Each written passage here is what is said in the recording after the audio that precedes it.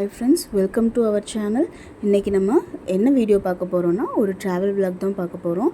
இந்த வீடியோல நம்ம என்னென்ன அனிமல்ஸ் பார்த்தோம், எப்படி என்ஜாய் பண்ணோம், இந்த இடத்தை எப்படி எக்ஸ்ப்ளோர் பண்ண போறோம் அப்படிங்கறத பத்தி தான் இந்த வீடியோல பார்க்க போறோம்.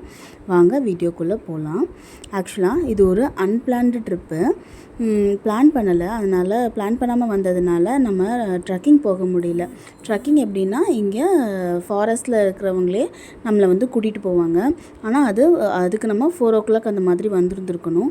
நம்ம இப்போ ரீச் பண்ணும்போதே மணி வந்து 5:15 அந்த மாதிரி ஆயிடுச்சு. ஸோ அதனால் நம்மளால் ஃபாரஸ்ட்குள்ளே ட்ரெக்கிங் போக முடியல. ஸோ அதனால் என்ன பண்ணலாம் அப்படின்னு பார்த்திங்கன்னா தெப்பக்காடு வழியாக பந்தலூர் செக் போஸ்ட் வரைக்கும் போயிட்டு வரலாம் அப்படின்னு சொல்லிட்டு முடிவு பண்ணிவிட்டு போயிட்டுருக்கோம். இந்த ரோட்டில் வந்துட்டு நம்ம ஓன் வெஹிக்கிள்லே போக முடியும். ரோடும் ரொம்ப நீட்டாக இருக்கும். 2 பக்கமும் ஃபாரஸ்ட்குள்ளே நடுவில் ரோட்டில் போகிற மாதிரி இருக்கும். 2 பக்கமே நம்மளால் அனிமல்ஸை ஸ்பாட் பண்ண முடியும். பாருங்கள் எப்படி பச்சை பசேல்னு இருக்குது. இடமே சூப்பராக இருக்குது. ஆக்சுவலாக இது சீசன் டைம் கிடையாது. எல்லா காரும் பாருங்கள் ஓரமாக நிற்குது. அப்போ ஏதோ அனிமல்ஸை ஸ்பாட் பண்ணிட்டாங்கன்னு சொல்லிட்டு நம்மளும் ஓரமாக போய் என்ன அனிமல்ஸ் இருக்குதுன்னு சொல்லி பார்த்தோம். அப்போ பார்க்கும்போது தான் ஒரு 4 மான் மட்டும் இருந்துச்சு. ஆக்சுவலாக இந்த இடம் ஸ்டார்டிங்லேருந்து எண்டிங் வரைக்கும் நிறைய மான்களை நம்மளால் பார்க்க முடியும். ஆனால் இங்கே ஒரு 4 மான் தான் இருந்துச்சு. சரி ஃபுல்லாகவே இனி மான்கள் நம்ம நிறையா பார்ப்போமே அப்படின்னு சொல்லிட்டு இங்கேருந்து மூவ் ஆன் ஆகலாம் அப்படின்னு சொல்லிட்டு நம்ம மூவ் பண்ணிட்டோம். ஆனால் எங்களுக்கு அப்போ தெரியலை, இந்த டைமில் நாங்கள் நிறைய அனிமல்ஸை பார்க்க முடியாது அப்படிங்கிறது எங்களுக்கு அப்போ தெரியல. அப்போ தெரிஞ்சிருந்தா கூட அந்த மான்களை கொஞ்சம் நின்று பார்த்துட்டு வந்திருந்திருப்போம். இது ஆக்சுவலாக ஆல்ரெடி சொன்ன மாதிரி இது சீசன் இல்லை அப்படிங்கிறதுனால 2 பக்கமும் நல்ல செடிகள் முளைச்சிருக்கு. சீசன் வந்து January to May, summer time தான் இங்கே சீசன். சம்மர் டைமில் இவ்வளோ செடிகள் இருக்காது அப்படிங்கிறதுனால நம்மளால் அனிமல்ஸை ஈஸியாக வியூ பண்ண முடியும். இது மழை சீசன் அப்படிங்கிறதுனால சுற்றியும் ஃபுல்லாக நிறைய செடிகள் முளைச்சிருக்கு. நம்ம ஹைட்டுக்கு கிட்டத்தட்ட வந்து செடியெல்லாம் முளைச்சிருக்கிறதுனால நம்மளால் வந்துட்டு அனிமல்ஸை வந்துட்டு உள்ள வரைக்கும் பார்க்க முடியலை. ஃபுல்லாக செடியாக இருக்கிற மாதிரி தான் இருந்துச்சு. வீடியோவில் உங்களுக்கு ஃபுல்லாக செடி எப்படி தெரியுதுன்னு தெரியலை. ஆனால் நம்ம ஹைட்டுக்கு கிட்டத்தட்ட அங்கே ஃபுல்லாக செடி முளைச்சிருந்துச்சு. சரி அப்படின்னு சொல்லிட்டு பக்கமும் பச்சை பசேல்னு இருக்கிற அந்த சீனரிஸை வியூ பண்ணிவிட்டு கிளைமேட்டையும் என்ஜாய் பண்ணிவிட்டு போகலாம் அப்படின்னு சொல்லிட்டு தான் அடுத்து நம்ம ட்ராவல் வந்து ஸ்டார்ட் பண்ணோம். ஆனால் மற்ற டைமில் வரும்போது இருக்கிறத விட இந்த டைம் 2 பக்கமும் க்ரீனிஷாக இருக்கிறதுனால அந்த வியூவே ரொம்ப அழகாக இருந்துச்சு. அந்த வியூவில் நம்ம ட்ராவல் பண்ணிட்டு போகும்போது நம்மளுக்கு ரொம்ப ரெஃப்ரெஷ்மெண்ட்டாக இருந்துச்சு. கண்ணுக்கும் சரி நம்ம மனசுக்கும் சரி.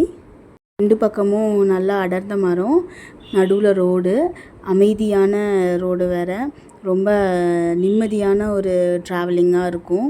இந்த ரோடும் ரொம்ப நல்லா இருக்கிறதுனால நம்ம அமைதியாக ட்ராவல் பண்ணிட்டு மெதுவாக ட்ராவல் பண்ணிட்டு போனோம்னா அதை ரசிக்கிறதே ரொம்ப அழகாக இருக்கும்.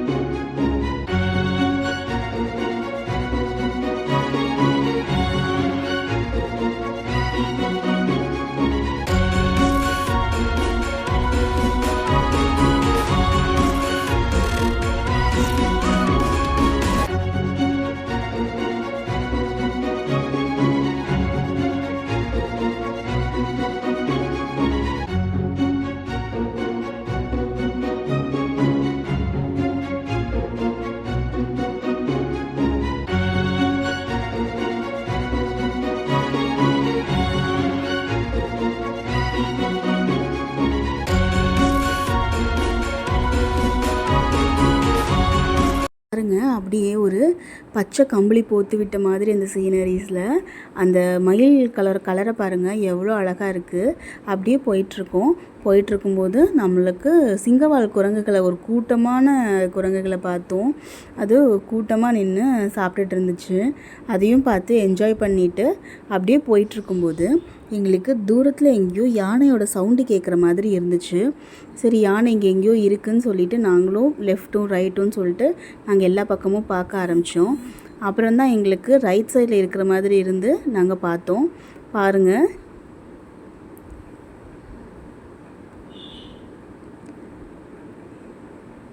பக்கத்துலலாம் இல்லை, அது கொஞ்சம் தூரமாக தான் இருந்துச்சு.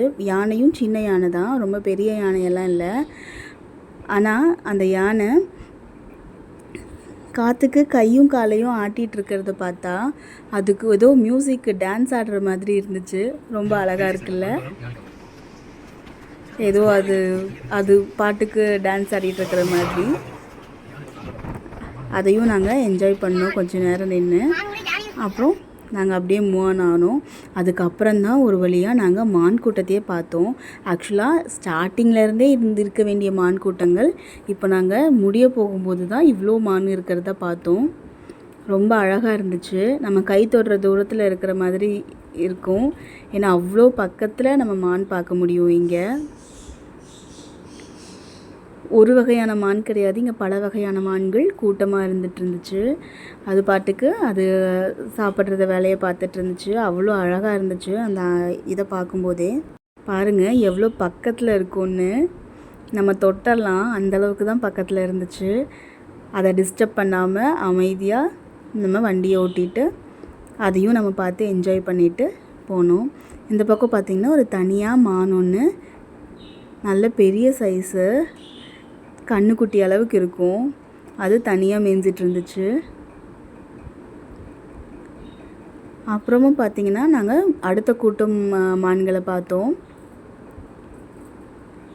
அது அப்படியே வரிசையாக வாக்கிங் போயிட்டு இருந்துச்சு. பாருங்கள் எவ்வளோ அழகாக ஒன்றுக்கு பின் ஒன்றுன்னு சொல்லிட்டு எவ்வளோ அழகாக போயிட்டுருக்குன்னு பாருங்கள். இது அடுத்த செட் ஆஃப் மான்கள்.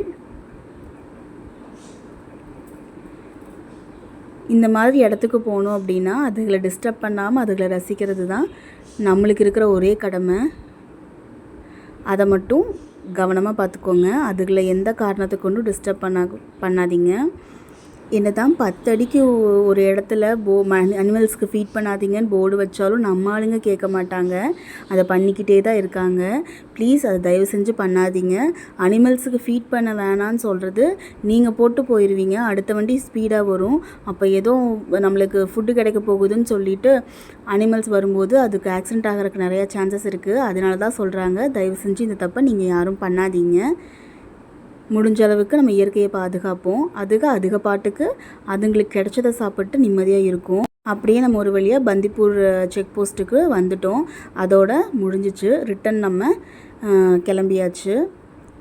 சரி, வந்ததுக்கு மான்களையும் 2-3 மைலையும் தூரத்தில் ஒரு யானையும் பார்த்த சந்தோஷத்தோடு நம்ம கிளம்பலான்னு கிளம்பும்போது தான் நம்மளுக்கு ஒரு இன்ப அதிர்ச்சி. நம்ம காருக்கு முன்னாடியே ரொம்ப பக்கத்தில் நம்ம ஒரு காட்டு யானையை பார்த்தோம். நம்மளுக்கு முன்னாடி க்ராஸ் பண்ணி போச்சு. பாருங்கள், ரோடு க்ராஸ் பண்ணுது. நம்ம எல்லாம் வண்டியை நிறுத்திட்டு அமைதியாக அது போகிறதுக்கு வழி விட்டுட்டு இருக்கோம். அதே மாதிரி அனிமல்ஸ்க்கு ஃபீட் பண்ணக்கூடாதுன்னு சொல்கிற மாதிரியும் நம்ம அந்த மாதிரி காட்டுக்கு உள்ளே போகும்போது பிளாஸ்டிக்கை மோஸ்ட்லி யூஸ் பண்ணாதீங்க. ஆக்சுவலாக இந்த யானை ஒரு பிளாஸ்டிக் கவர் எடுத்து வாயில் வைக்க போச்சு. நீங்கள் பாருங்கள், உங்களுக்கு வீடியோவில் அது தெரியும். பாருங்கள், ஏதோ கிடக்குதுன்னு சொல்லிட்டு பிளாஸ்டிக் கவர் எடுத்துருச்சு, பாக்ஸ் மாதிரி என்னமோ. அதை எடுத்து சாப்பிட போயிடுச்சு. அதுக்கப்புறம் அது சாப்பிட்ற பொருள் இல்லைன்னு சொல்லிட்டு அது கீழே போட்டுருச்சு. இன்கேஸ் சாப்பிட்ருந்துச்சுன்னா அதோட நிலைமை என்ன? ஸோ ப்ளீஸ் அந்த மாதிரி நேச்சர் அந்த மாதிரி இடத்துக்கு போகும்போது நம்ம பிளாஸ்டிக்ஸ் எல்லாம் யூஸ் பண்ணாதீங்க. எந்த குப்பையுமே வெளியே போடாதீங்க, அதுதான் எல்லாத்துக்குமே நல்லது. அங்கேயும் போய் நம்ம குப்பையாக்க வேண்டாம் இல்லையா? அது அழகாக மூவ் பண்ணி போச்சு. சரி, நாங்களும் வண்டியை மூவ் பண்ணிட்டு போகலாம் அப்படின்னு சொல்லிட்டு கிளம்பிட்டோம். பாருங்கள், நாங்கள் எவ்வளோ பக்கத்தில் காட்டு யானையை பார்த்தோன்னு.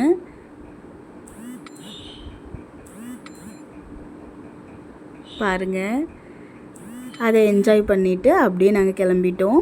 இது வந்துட்டு கல்லட்டி ரோடு சொல்லுவாங்க. கல்லட்டி ரோடுங்கிறது ஊட்டியிலேருந்து நம்ம கல்லட்டி வழியாக இறங்க முடியாது. ஊட்டியோட லைசன்ஸ் வச்சுருக்கவங்க மட்டும்தான் அவங்க அலோடு.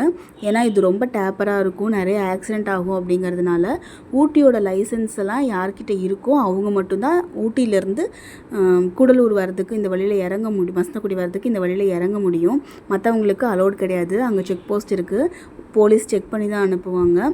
ஆனால் நம்ம மசனக்குடியிலேருந்து ஊட்டிக்கு மேலே ஏற முடியும், எல்லாருனாலையும் அது போக முடியும். வண்டியே ரொம்ப திணறத்தான் செய்யும். ஏன்னா அப்படி இருக்கும் அதோட இது. மொத்தம் 36 பெண்டு இருக்குது.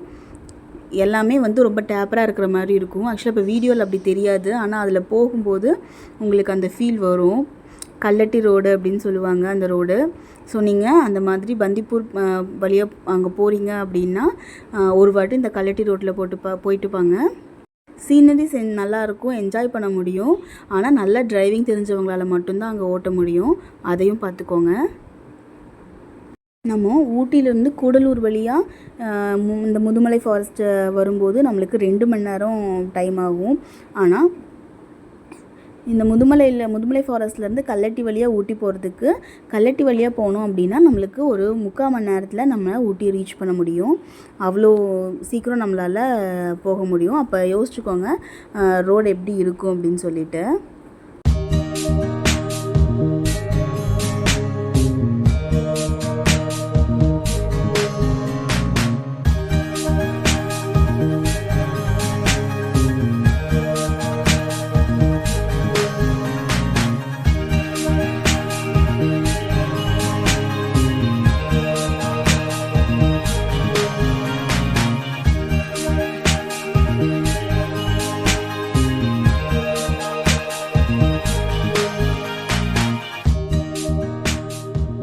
ஸோ இப்படி போயிட்டுருக்கும்போது தான் நாங்களும் கொஞ்சம் கூட எதிர்பார்க்காத ஒரு விஷயம் நடந்துச்சு.